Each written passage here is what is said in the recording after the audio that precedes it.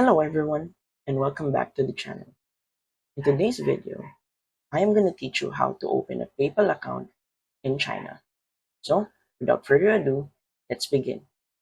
First, on the address bar, we are going to type paypal.com/c2 to open the PayPal homepage for China. And then, we're going to click on sign up. We are given two options to start our PayPal account, either an individual account or a business account.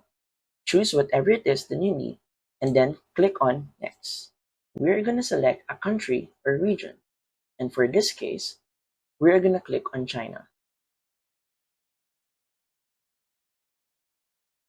For the following pages, we are going to type in the credentials that we will use, including our mobile number, the email address that we're going to use, and our password. And that's it.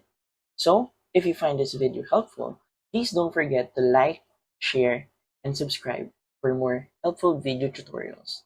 See you in the next video. Peace!